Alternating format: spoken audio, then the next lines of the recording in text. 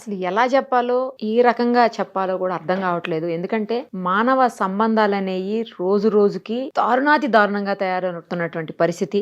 తండ్రితో సమానమైనటువంటి ఒక వ్యక్తి 16 ఏళ్ల చిన్న అమ్మాయిని ట్రాప్ చేసిందే కాకుండా తల్లిదండ్రులకు దూరం చేసేసి ఇవాళ ఆ తల్లి బాధకి వేదనకి కారణమయ్యాడు. తండ్రితో సమానమైన వ్యక్తి అసలు ఆ పిల్లని ఎలాగా ట్రాప్ చేశాడు అసలు నాకు ఏం అర్థం కావట్లేదు. ఆవిడ చెప్తుంటే నా మైండ్ అంతా బ్లాంక్ అయిపోయింది. నేను ఆఫీస్ నుంచి షూట్కి వెళ్తుంటే నాకు ఎదురు పడ్డారు వాళ్ళు. ఆఫీస్లో డైరెక్ట్ గా ఆఫీస్కి వచ్చినట్టున్నారు. వాళ్ళు ఎవరో కూడా నాకు తెలియదు. అసలు ఆవిడ ఆవేదన, బాధ, ఆవిడ ఏడుపు అంతా చూస్తుంటే ఇమ్మీడియట్ గా అసలు ఏం జరిగిందో తెలుసుకుందామని చెప్పి నేను ఇప్పుడు ఎదురుగుండా తీసుకొచ్చి కూర్చోబెట్టానామని. ఆమె ఫేస్ రివీల్ చేయడం కూడా నాకు ఇంట్రెస్ట్ లేదు. ఎందుకంటే ఒక మైనర్ కి సంబంధించినటువంటి తల్లి ఆమె, మైనర్ బాలిక, ఆ అమ్మాయికి తల్లి. ఈమె ఫేస్ రివీల్ అయితే ఆమె ఎవరో అందరికి అర్థమవుతుంది అన్న ఉద్దేశంతో ఆమెను అలా కూర్చోబెట్టాను. నేను అసలు ఏం జరిగిందో ఆమె మాటలు విందాం. అమ్మ, అసలు ఎవరు మీరు, ఎక్కడి నుంచి వచ్చారు, ఏం జరిగింది, అసలు ఎవరు మీ అమ్మాయిని ట్రాప్ చేశారు, తండ్రితో సమానమైనటువంటి వ్యక్తి అని చెప్తున్నారు, ఎవరు, అసలు ఏం జరిగింది చెప్పమ్మా. నా పేరు సాయిలక్ష్మి మేడం. అమ్మా, మేము కడప జిల్లా రైల్వే కోడూరులో లవ్ మ్యారేజ్ చేసుకున్నాం మేడం. మా ఆయన ఇక్కడ తెలంగాణ ఆయన, మా డాడీ డిపార్ట్మెంట్ అయితే నేను లవ్ మ్యారేజ్ చేసుకొని మా ఆయనతో 2006లో డిసెంబర్లో అయింది మేడం పెళ్లి అయ్యాక పాప పుట్టింది. పాప పుట్టాక ఒక 10 ఏళ్ళు అక్కడే రైల్వే కోడూరులోనే ఉన్నాం మేడం. రైల్వే కోడూరులోనే ఉన్నాము. పాప మెచ్యూర్ అయింది మేడం. పాప మెచ్యూర్ అయినాక మా చెల్లి చనిపోవడం జరిగింది, మా సొంత చెల్లి. ఆ పాపను ట్రాప్ చేసి ఆ పాపతో ఫస్ట్ ఆ పాపను ఇబ్బంది పెట్టి ఆ పాపను కూడా ఇచ్చేసినాడు మేడం. ఇప్పుడు ఇతనే ఎవరు అసలు? అతను మీకేమైతాడు? మరిది కావాలి మేడం. వరుసగా మరిది అవుతాడు. మరిది మా చెల్లెలకి భర్త. ఓ, నీ సొంత చెల్లెలకి భర్త. ఇంకో చెల్లిని ట్రాప్ చేసి ఆమె చావుకు కారణం అయ్యాడు. మళ్ళీ ఇప్పుడు మీ అమ్మాయిని, మీ సొంత చెల్లెలు భర్త అంటే ఆ అమ్మాయికి బాబాయ్ అవుతాడు. అవును మేడం. అంతే కదమ్మా, చిన్నాన్న అవుతాడు. బాబాయి చిన్నాన్న అంటే తండ్రితో సమానం. అంతే, సమానంగా తండ్రితో సమానం. అలాంటి వ్యక్తి నీ కూతుర్ని చేయటమే నాకు అసలు ఏం అర్థం కావట్లేదు. కానీ మేము లవ్ మ్యారేజ్ మేడం. మా ఆయన యాదవులు, గొల్లోళ్ళు, వాళ్ళు బల్యోళ్ళు. అయితే ఎవరో క్యాస్ట్, వేరే క్యాస్ట్ కదా అని మాట్లాడినాడు మేడం. వేరే క్యాస్ట్ ఏంటమ్మా? నీ సొంత చెల్లెలు భర్త అయితే నీ పిల్లకి బాబాయే కదా అవుతాడు, నీ కూతురికి బాబాయే కదా. అది వాడికి తెలియలే మేడం. వాడు పశువు, అది తెలియలేదు మేడం. ఇదంతా రక్కేసినాడు మేడం. ఇది చెస్ట్ దగ్గర అయితే కొరికినాడు మేడం నా బిడ్డని. నాకేదో ఒక విధంగా న్యాయం చేయండి. మరి ఆ పిల్ల ఎలా ఉంటుంది? తీసుకొచ్చుకోవచ్చు. నన్ను కూడా కొరికింది మేడం నా బిడ్డ. ఇదంతా కొరికి ఇంకా లోపల కూడా కొరికినట్టు ఉన్నాయి. నేను ఏం చూపించాలి మేడం? 9 నెలలు మోసుకొని 16 సంవత్సరాలు సాక్కొని నాకెందుకు మేడం ఈ బతుకు? నాకు ఈడైతే న్యాయం జరుగుతుందని వచ్చినా మేడం. మీ సమక్షంలో నాకు న్యాయం జరిపించేలా చెయ్యండి మేడం. మా నాన్న చనిపోవడానికి కారణం కూడా వాడే మేడం. కాదమ్మా, నీ కూతురు ఏమంటే, నీ కూతురు నిన్ను కొరకటం ఏంటి నాకు అర్థం కావట్లేదు. వాడి పిచ్చి మేడం, వాడి పిచ్చి. వాడు ట్రాప్ చేసినాడు మేడం నా బిడ్డని. ఎంత ఉంటదమ్మా వయసు అతనికి? 16 సంవత్సరాలు మేడం. 2009. వాడికి 50 పైనే ఉంటాయి మేడం. మా చెల్లెల వయసు, వాని బిడ్డ వయసు 3 ఏళ్ళు గ్యాప్ ఉంటది మేడం. అంతే. అంటే నీ చెల్లెలు రెండో పెళ్ళా? అవును మేడం. అతనికి ముందు బిడ్డ ఉంది. బిడ్డ ఉంది మేడం. ఆమెకి నీ చెల్లెలకి ఇద్దరికి 2-3 ఏళ్ల గ్యాప్. అవును మేడం. ఇంకా నా బిడ్డ కాడ పండుకునే వదిలి వాని బిడ్డ నేను చేసుకోవచ్చు కదా మేడం. ఏ తల్లికి రాకూడదు మేడం ఈ దుస్థితి. నీ చెల్లెలు ఏమంటదమ్మా? నీ చెల్లెలకు తెలుసు కదా ఇప్పుడు ఎక్కడుంది నీ బిడ్డ, ఎక్కడుంది అసలు? నీ కూతురు ఎక్కడుంది ఇప్పుడు? మా దగ్గర లేదు మేడం. నిన్న కడప నుంచి పిలుచుకొని వస్తుంటే నేను వెళ్ళిపోతా. నిన్నంతా సిఐ దగ్గర, మా బాబాయ్ సిఐ ఉంటాడు మేడం కడపలో, ఆయన దగ్గర అంతా జరిగి ఆయన ఒక రోజు నైట్ అంతా మమ్మల్ని ఉంచుకొని మోటివేషన్ చేసి పంపించాక టిఫిన్ పెట్టి పంపించాడు మేడం. మళ్ళీ 9 o'clock అంతా, పొద్దున 9 కంతా దిగేసింది మా కార్లో నుంచి. దూకుతా అని బెదిరిస్తుంటే నాకు తల్లి పేగు కదా మేడం. దూకితే నాకే బాధ, కాలో చెయ్యో ఇరిగింది అని చెప్పి సరే అని కారు ఆపి దింపేసి వచ్చినాం మేడం ఆ పిల్లని. ఇప్పుడు వాడి దగ్గరే ఉంది మేడం. అంటే అక్కడికే పోతానని వెళ్ళిపోయిందా? వెళ్ళిపోయింది మేడం. తర్వాత మాకు తెలిసింది. మరి నీ చెల్లెలు ఎందుకు ఊరుకుంటుందమ్మా? ఇప్పుడు కలిసే ఉంటున్నారంటే తెలుసు కదా, నీ చెల్లెలకు తెలుస్తుంది కదా. నీ చెల్లెలకు కూడా కూతురే కదా ఆమె ఎందుకు ఊరుకుంటుంది? ఎట్లా ఊరుకుంటుంది అట్లా చేస్తుంటే? ఎందుకు ఊరుకుంటుందో అది దేవునికి తెలియాలి మేడం. మీరు పిలిపించి నాకు న్యాయం చేయండి మేడం. ఖచ్చితంగా పిలిపియండి మేడం. నాకు న్యాయం జరగాలి. ఇంకొక బిడ్డకి ఈ విధంగా జరగకూడదు మేడం. వాడికి వాయి వరుస అసలు ఏం తెలియదు మేడం. ఏం తెలియక ఒక పశువులాగా బిహేవ్ చేస్తున్నాడు మేడం. మా నాన్న చనిపోవడానికి కారణం వాడే, మా చెల్లెలు చనిపోవడానికి కారణం వాడే. ఇప్పుడు నా బిడ్డ కూడా వస్తే వాడు ఏం చేసుకోవాలని మేడం, నా బిడ్డను కూడా చంపాలనే ఉన్నాడు మేడం. పైగా మమ్మల్ని నా బిడ్డతో మమ్మల్ని ఇగో మీ అమ్మకి మీ నాన్నకి చెప్తే ఇద్దరిని చంపేస్తా అని చెప్పి ఆ పిల్లని కూడా బెదిరించిన రికార్డింగ్ కూడా ఉంది మేడం. రికార్డింగ్లు అన్ని ఉన్నాయి అమ్మ ఇలాంటివి? అన్నీ ఉన్నాయి మేడం. నాకేదో మరి మీరు ఎందుకు కేసు పెట్టలేదు వాడి మీద? ఎవరు ఎక్కడ మేడం, తిరుపతికి తిరిగినాము, కడపకి తిరిగినాము, ఎవరు కేసు చేసుకోవడం లే మేడం. ఎందుకు తీసుకోవట్లా? మీరు హైదరాబాద్ లో పెట్టండి, మీ అమ్మాయి మీరు ఇక్కడే కదా. మేము పోలేకనే మేడం, మాకు పోలీసుల ద్వారా నాకు న్యాయం జరిగేలాగా లేదు. సుమన్ టీవీ ద్వారా నాకు న్యాయం జరుగుతుందని వచ్చిన మేడం. మిమ్మల్ని చూసి నాకు ఊపిరి వచ్చింది మేడం, నిజంగా చెప్తున్నా.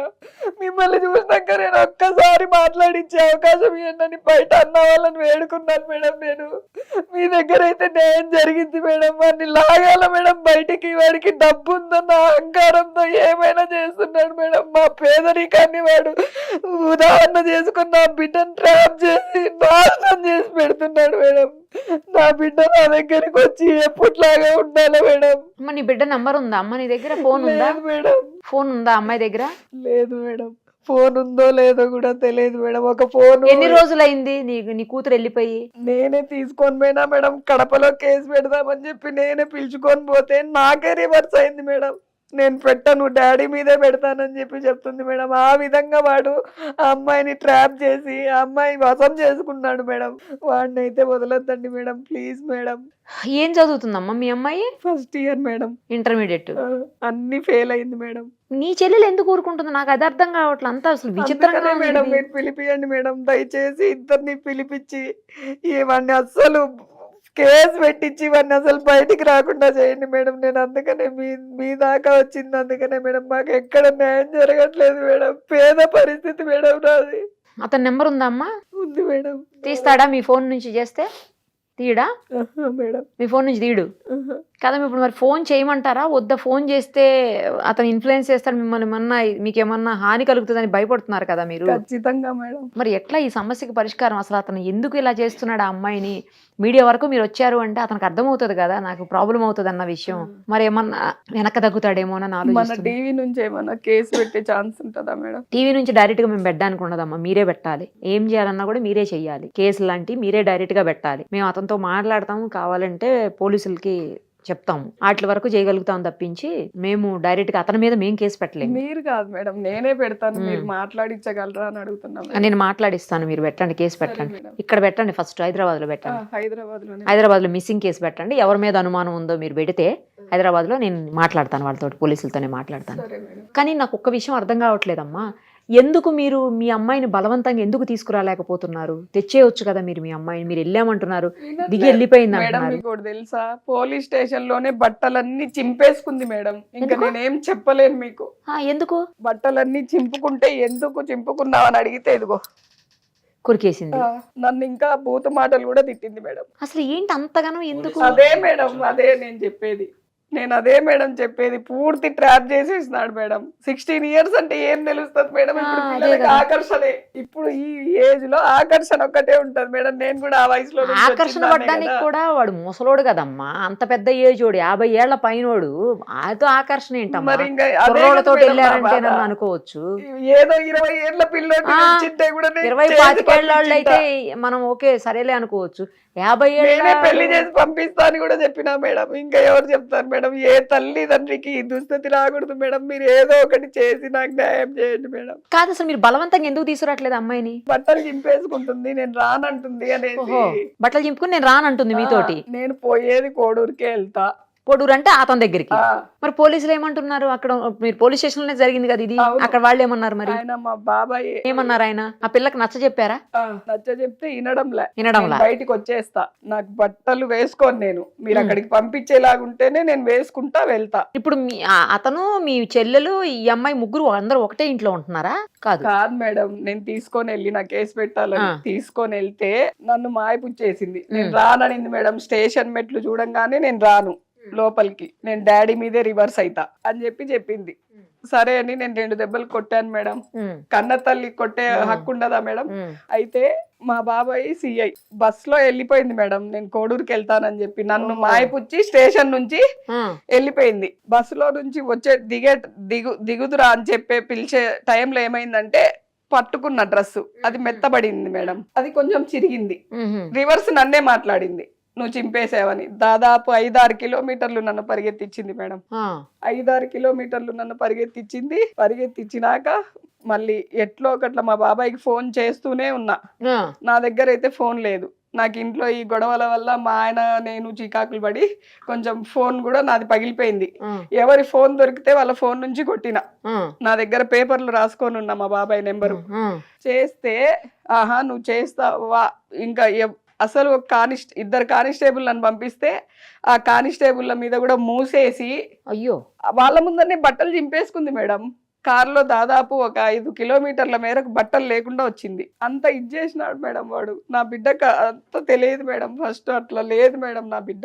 ఇప్పుడు వాళ్ళతో పాటే ఉందా, వాళ్ళ ఇంట్లోనే ఉందా, మీ చెల్లెల ఇంట్లోనే? మా చెల్లెలు ఇంట్లో లేదు మేడం. మరి ఎక్కడుంది ఇప్పుడు? తెలీదు, ఆహా. వాడు ఎక్కడ పెట్టాడో తెలియదు. అయితే వేరే వాళ్ళ ద్వారా తెలిసింది, ఇక్కడికే వస్తుంది పాప. ఎక్కడికి? ఇక్కడికి హైదరాబాద్ వస్తుంది. ఇప్పుడు వస్తుందా? వస్తుందంట అనేసి చెప్పినారు మేడం. అయితే నేనేమన్నానంటే మేము సుమన్ టీవీకి వస్తున్నామంటే మళ్ళీ వాడికి రివీల్ చేస్తుంది, ఆ. అప్పుడు మేము ఇదైపోతాం కదా, వాడు ఏదైనా చేస్తాడని చెప్పి మా ఆయన ఏం చెప్పినాడంటే వద్దు అక్కడే ఉంచుకోండి, మా చెల్లెలు ఇక్కడ హాస్టల్లో ఉంటది మేడం, అక్కడ ఉంచమని చెప్పినాము. మా చెల్లెలకే చెప్పేసి వచ్చినాం, మా రెండో చెల్లెలు. ఇంకో చెల్లెలా ఆమె? ఆ అమ్మాయి ఇంకో చెల్లెలు. ఆమెకి ఆమె దగ్గర పెట్టుకోమని చెప్పారా? చెప్పి వచ్చినాం. ఎందుకంటే ఇక్కడికి వస్తున్నామంటే ఆ పాప యాక్సెప్ట్ చెయ్యదు మేడం, స్టేషన్కే యాక్సెప్ట్ చేయలేదు. ఇక్కడికి వస్తే ఎంతసేపు మేడం అంటే ఆమె లగ్జరీ లైఫ్ కి అలవాటు పడిపోయింది మేడం.